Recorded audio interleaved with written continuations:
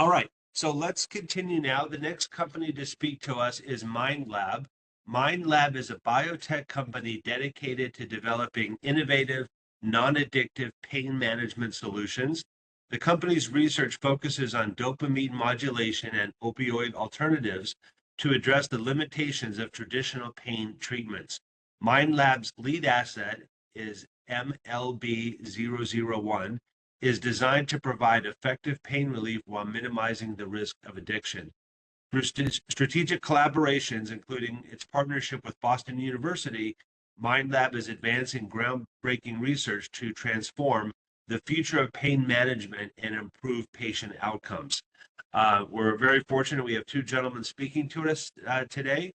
Lawrence James, the president and CEO of MindLab, and Jeffrey Bettinger. Dr. Bettinger is the medical director of MindLab. So, gentlemen, I'll turn the session over to you. Jeffrey, I think you might still be on mute, but.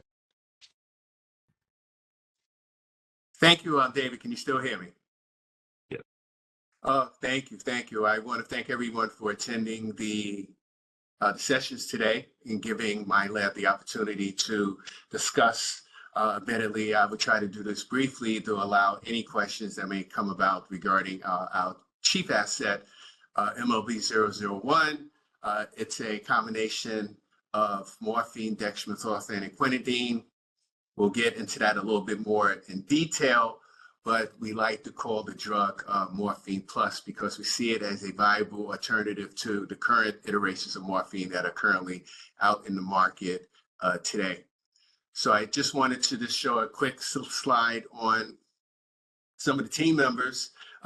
David already introduced myself and Jeffrey, and we have a very good correlation and collaboration of people that have worked with us from the pain and neurological industry to help us move this asset along. So what are we talking about? MindLab. As I said, it's a micro combination of dextromethorphan, morphine, and quinidine. Those are three compounds that are readily available. Everybody knows what they are. They have used them either for cough medicine or from getting, immediate morphine inside of the hospital from some type of surgery, or some maybe a semi-synthetic pill that they were using orally in order to help offset pain. So we had this thought, looking at a couple of the companies that have been doing research in this area for the last 15 years regarding two different drugs. And when we looked at the two different drug companies, we found that a combination of the three could have an effect that would allow people to prescribe medication a little bit more readily, and also would provide a replacement or a substitution for the current form of morphine that's out in the market. So we think this drug would work in multiple different areas, some rare disease areas such as sickle cell. Our primary market that we're looking at is acute pain. We think is a very adequate opportunity to address the market that is rapidly growing. We did our preclinical trials, 9 of them. They all came out successfully and hit all of the desired results that we were looking for. We have patents in the United States, Europe, Japan, and China. So we are very well patented to move this drug mostly throughout the whole world market. The United States is about 70% of the morphine market in and of itself. 48% of the morphine market, and the rest makes up the morphine from going through all of the other different countries. And one of the things that I'm very keen about right now is our collaboration with Boston University. They have been very pivotal in designing ways to help educate doctors on using pain medication. They're looking at some of the abuse liability research that we have partnered with and doing with them together, along with starting to schedule and set up our phase 1 clinical trials that we are gearing up to right now. So why did we choose this particular area in the market? Pain management is growing. Regardless of all of the information that we hear about, some of the crises regarding addiction that's out there, one of the two main facts that are not changing is that disease is still increasing, and the age of the world population is getting older. Along with them getting older, people are having more conditions, chronic conditions, and life debilitating conditions like cancer, arthritis, post-surgical pain have all generated to have the $85 billion pain management market. But when we segmented that market into where we are players, because our drug is a morphine-based drug, we're looking at a global market of 17 billion, which is expected to increase to $31 billion, and the U.S. market, which is also expected within the next 10 years, approximately to increase to close to $11 billion. That's meaningful because it would take about 75 million for us to go to market. So we're looking at a potential revenue of 10 to 20x based upon what we believe our penetration rate would be for the investor that would be coming in to help us move this project along. So as I mentioned, we have, and I can just go over this, patents in all of these countries, and just got a new one for restless leg syndrome, which just happened about 2 months ago.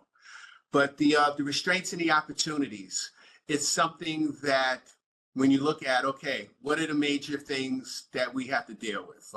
Regulatory policies because of the opioid crisis that has caused many doctors to stop wanting to write opioids or pain medication, or have substantially decreased the amount of pain medication they're writing, including surgeries. I had one myself about 3 months ago, and I was amazed that they had me walk away with 15 pills of oxycodone, which I remember about 15 years ago when I had surgery, they would give you like a whole 90 to 120 to last you throughout the course of the day. Those days are gone because of the current market that we have, and people have been shifting to a more pain management module approach, like prescribing gabapentin along with oxycodone in order to decrease the dose. Now, that's meaningful for MindLab because one of our chief assets that we're talking about is the attenuation of dopamine, which would allow us to make a statement indicating that we do not cause liking and craving in humans, or we have substantially decreased the amount of liking and craving.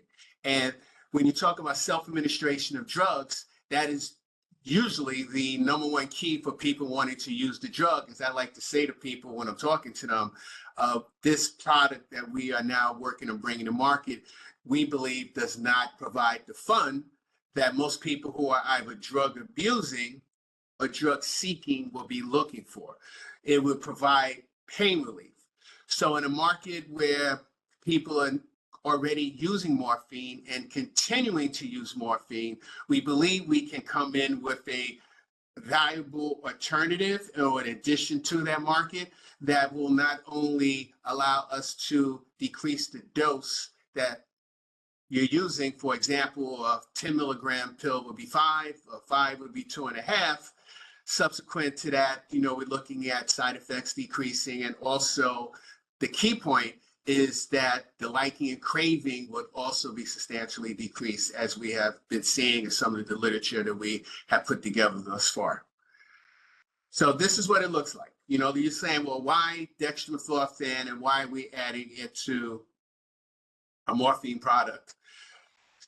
Endo Pharmaceuticals about 15 years ago tried to bring to market a drug that they were calling Morphodex, and it was a combination of morphine and dextromethorphan. And it hit all of the endpoints scoring for phase 1, phase 2A, phase 2B.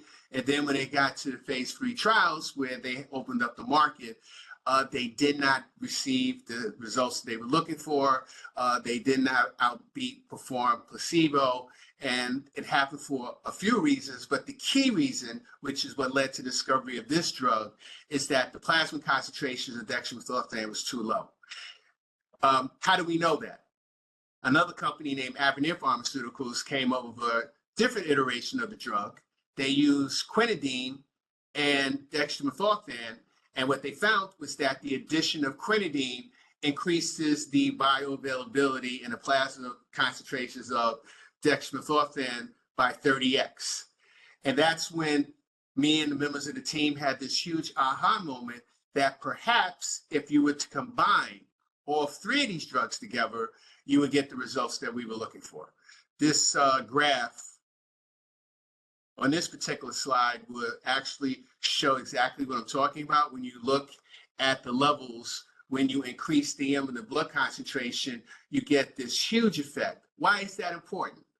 When company one, Endo, was trying to get their drug to market, the FDA limited the daily amount of dextromethorphan to 120 milligrams. So they could not go any higher than that. They actually had researched and knew that the more dextromethorphan you used in the drug, the better the effect, but they were limited by the amount that they can use. That no longer exists when you add the quinidine, which is what we did.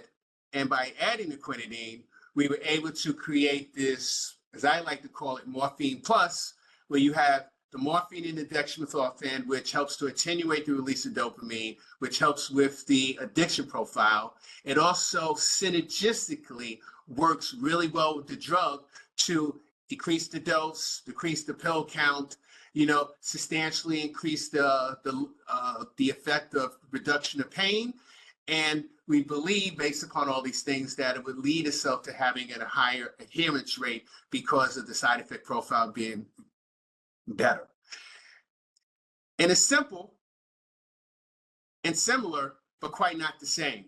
I like to just mention here, since we are talking about drugs that have been in the marketplace, one of the reasons why we believe we can move along through our FDA process, because we had the pre-IND meeting with the FDA, and we were told that we will be allowed to use the safety data that Avenir presented that allowed them to get approval. And their safety data is something that shows, when people always ask the perpetual question, well, quinidine and arrhythmias. And as you can see from the slide, that it's a micro dose of quinidine, and it's only 10 milligrams, and the dose that people are using to treat are far superior than that. So there are no cardiovascular issues that you would have to be concerned about, nor, more important, that the FDA would be concerned about, because they already approved a iteration type of this drug without having any of those concerns whatsoever. So what does really all of that means? And I'll leave this slide here because Jeff will pick up at this particular point. It means that we have a robust market of morphine that is out there currently, a huge population of elderly people with chronic disease, acute disease, post-surgery that need drugs. The market is looking for alternatives for individuals to not have to take what was out there currently, such as the hydrocodones, the oxycodones, because of their substantial rewarding effect that they have, that there's an opening for us to come in that cannot replace, but be in addition to what's currently out there, making our ease of penetration into the marketplace far easier and far simpler, providing that we hit all of the endpoints that we say we were going to hit. And Jeff, I'll let you take over there and talk about the addiction piece. Yeah, thanks, Larry. And obviously, where I want to add here and discuss in a little more detail, with my background as a pain management pharmacist and expertise in pain medicine, addiction medicine, and opioid therapeutics, is talking a little bit more about the addiction part of things, as well as some of the preclinical analgesic data that this combination product MLB-001 has already shown. And to Larry's points about when we say this is morphine plus, well, what is it? What does plus mean, right? Why is it a plus? Why do we think that this is going to be something that truly could replace morphine? Not, initially in the acute pain setting, but certainly even thinking of broader implications. And it has to do with, again, that dextromethorphan component combined with the morphine, combined with the quinidine. When we think of addiction, and again, I'm going to be brief here, we understand it's a biopsychosocial process, and it's usually a staged process within that. There's the initial recreational use that can drive kind of euphoria, right? Drug-like ability, and then repeated consumption usually causes development of compulsive seeking and taking behaviors. And we understand there are certain parts of the brain or central nervous system that are involved in this. The ventral tegmental area, the nucleus accumbens are kind of the most important sections, and they cross-communicate with a lot of other areas of the brain. Opioids, which we know, and we can go to the next slide, here, Larry. Opioids certainly have activity, of course, throughout our brain, and specifically to just get to the basics here, cause essentially a massive release of dopamine within those areas of the brain, specifically the nucleus accumbens, right? So when mu opioid receptors are activated by morphine, for example, it causes this release of dopamine, which is really what is associated with euphoria, drug-like ability. Okay, and we can go to the next slide. Now, how dextromethorphan interacts with this is because dextromethorphan, one of the primary mechanisms it has is it antagonizes NMDA receptors. Now that not only has analgesic effects, so enhancing analgesia in ways that morphine doesn't do, but it also has a role in addiction. So as you can read here, there's increasing evidence that glutamatergic innervations, so that's NMDA receptors are a part of that complex, are involved in the dopamine reward circuitry, neuroplasticity, memory, and learning. We can go to the next slide, Larry. And essentially what we've shown, and not just we, but there's been a long history of data to back this up, inhibiting or antagonizing NMDA receptors actually blocks the release of dopamine within the nucleus accumbens when morphine or any type of opioid is consumed. So its potential to block or attenuate the dopamine release, block or attenuate the euphoric effects from opioids. We also understand that NMDA receptors are present throughout those other parts of the brain that communicate with and interact with the reward center. So there may even be longer term implications from a potential reduction in addiction risk if we are properly modulating NMDA receptors. You can go to the next slide. And this is just kind of hammering home this point. Again, dextromethorphan, it's broken down way too rapidly, as Larry already mentioned. So we need something to basically boost that dextromethorphan level to help really highlight that antagonistic ability at NMDA receptors. So again, that's one of the biggest points around the addiction piece. And then this is some of that preclinical trial data from an anti-nociceptive perspective. So again, this was tested using the latency time for the tail flick test for mice. And basically the main point here is that the combination product, morphine, dextromethorphan, and quinidine, was statistically significantly better from an anti-nociceptive perspective compared to morphine, and it also worked, as you can see, actually more quickly. And again, it's because we're not only getting those potential analgesic benefits from the morphine, but also from the dextromethorphan, in this case, eventually allowing us to potentially use lower doses.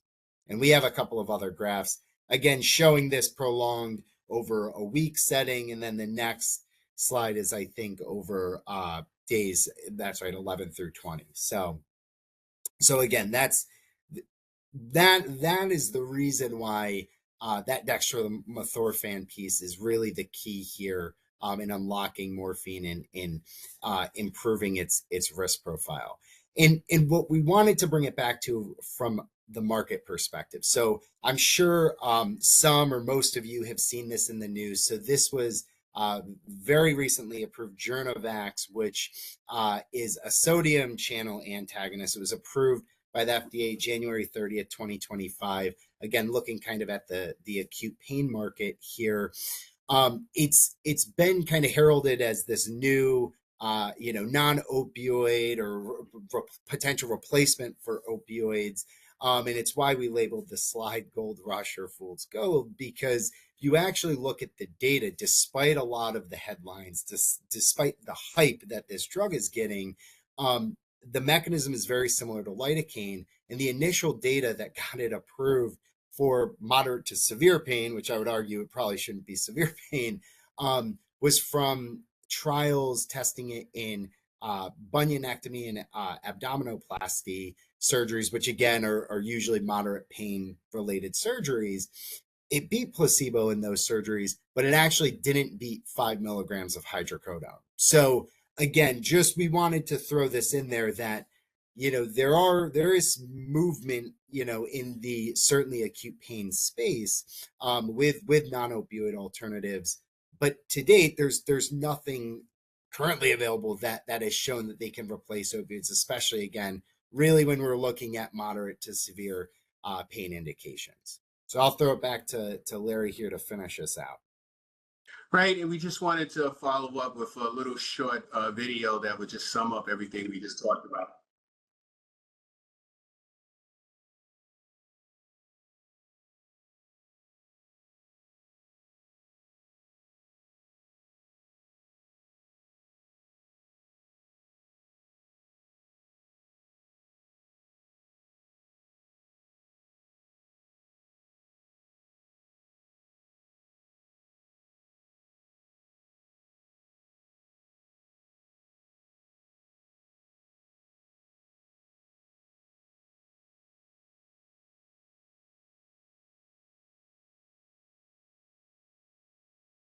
Gentlemen, I don't hear anything. I see the video. You're not getting the sound? No. All right, scratch the video. We'll just open up for questions. Okay. Well, great. Well, thank you for that presentation. So just to sum up, where are you on the regulatory pathway? We are designing, or we have designed our phase 1 trials, and we're putting together the funding in order to move it to phase 1. Okay. And do you plan to use a CRO at some stage, or maybe later? Or A CRO to do the phase 1? yeah, or at some point to do phase 1 clinical studies, or Correct. We have used phase 1 in order to do our pretrial clinical designs, our toxicology work, our CMC work. That was all done in Europe. And we're planning on doing our phase 1 trials in the Baltic states for a couple of different reasons. One, our research determined that they have a far lower dropout rate. You know, pain trials traditionally in the United States are notoriously known to have anywhere from 30 to 40% dropout failure rates. That was one of the reasons why Endo did not meet their trials. One of their trials, they had a 50% dropout rate. So it's impossible in order to get approval when you're having dropout rates that high. In the Baltics and other areas there, the dropout rates are more like 5%. If you ask the reasons why, they would tell you people who want to not pay patients. You know, a lot of times people are going to clinical trials because they want to get paid. Same for the institutions. There is really more about advancing science and medicine. So people have a desire to want to complete the trial and not just leave. so are you seeking regulatory approval first in the US or in Europe? Both. So the United States allow you to do your phase 1 trials anywhere. We will complete our phase 1 trial in a different country, come to the United States with the package of the phase 1 data, file for the IND, and it applied to the FDA for our phase 2 preliminary meeting. Okay. And how many subjects do you anticipate having in phase 1? 30. 30. Okay. I think you mentioned that the FDA allowed you to use a predicate, a preceding drug for some of the data. I never mentioned anything like that. No. No? No, are you saying when you use the word predicate, you mean are we allowed to follow up with safety data or 505B from the other drugs that was approved? Yes. So we Yeah, will be able that's to. what I mean. Okay, so we'll be able to follow up and use data from Avenir Pharmaceuticals regarding all their safety data. So we will Okay. not have to repeat that work. Okay, that's good. That should save a lot of money. Yes. Um, Because the cardiovascular trials that they were required to do were invasive. So we now do not have to do those, considering that we're using, you know, the quinidine stuff has already been vetted by the government. okay. And do you anticipate any side effects or reduced side effects of your drug compared to to the preceding drugs, to morphine. Like one side effect of Oxycontin and morphine is constipation. Do you have any idea, what will happen with those types of side effects with your Interesting drug? about the constipation issue. It's going to be a secondary outcome that we're going to be looking at, because one of the side effects that happened with the combination of quinidine and dextromethorphan was that they had about a 14% diarrhea in their trials. So we're going to be looking at that as one of the outcomes to see if, in effect, the combination of adding dextromethorphan actually helps people go to the bathroom. But that's not something that we are actually participating. We don't believe that from a neuroreceptor type of drug that it's going to be much different, except to the extent that we will be providing people with lower doses, and the lower the dose, the less toxicity you would have for that. Okay. And then I know this is early, but do you have any thinking on any potential drugs that may conflict with your drug? Can you define what you mean by conflict? Well, that just don't work well together with your drug. So if a patient's on other prescribed medicine, do you anticipate any complications with them also being prescribed your potential product? I'm gonna defer that question to my PharmD that's on the call as well. Yeah, so I would say, so quinidine, I'm going to get very specific and nitty gritty for a second. So how it's actually boosting dextromethorphan is that dextromethorphan is broken down by a specific enzyme, CYP2D6. Quinidine inhibits CYP2D6. So there are other medications. There's not a ton of them. I mean, it's a small, relatively small enzyme in terms of how many medications are broken down by CYP2D6. So that would realistically be the primary source of drug interactions, would just be other medications broken down by CYP2D6. I wouldn't even necessarily say they'd be contraindicated, unless they're kind of a higher type of risk drug. But it would just probably be more of a caution, because you're inhibiting how the other drugs might be broken down. But again, that would be a very small subset of drugs. Like one, for example, is Wellbutrin. Bupropion is metabolized by CYP2D6. So that one, again, if someone had been on that, or if wanted to go on that. And just to throw this in there too, again, the initially we're looking at acute pain. So acutely, while yes, it's still inhibiting 2D6 acutely, if it's a post-surgical type of pain management, they wouldn't be on it long term, at least again initially here, what FDA approvals we're looking at. So Are there any set aside funds from the settlements that the Sackler family, for instance, have agreed to with their attorney generals that could be used to fund research into alternative drugs? I'm not aware of any, but that could be something that other companies may have or states may be doing. But most of the monies that I've heard is be going to helping individuals or hospitals or the state and city rebound from that issue, and not so much help other individuals. That avenue is more for the NIDA and other funding. Well, I don't know how much that's going to be happening in the current political situation we have regarding federal cuts, but those will be coming from different areas of the government. yeah, I agree. I from the specific opioid lawsuits, what I'm aware of is it's mainly going to county and city, or counties and cities, to basically be dispersed really around addiction medicine. I think there's been some talk around pain management, but I know that's been a disappointment just amongst like pain management organizations, that it just seems to be getting really more funded into the addiction medicine. And as Larry was, I'm not aware of it going actually into drug development.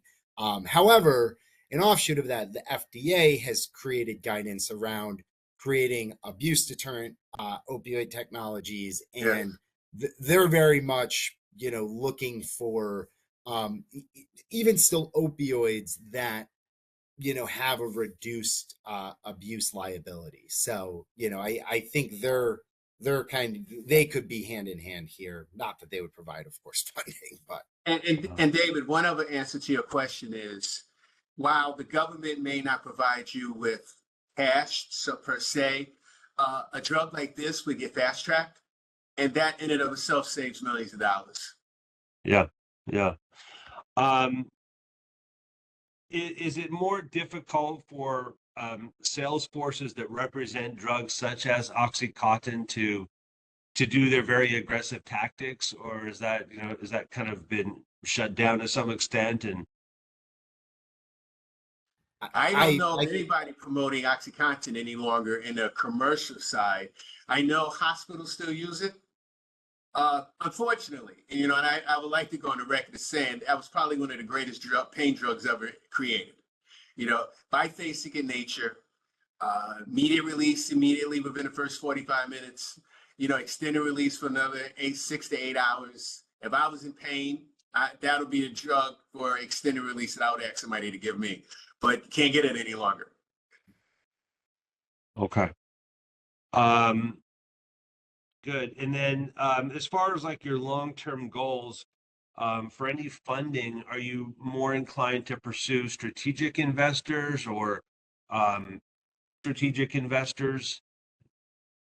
Both.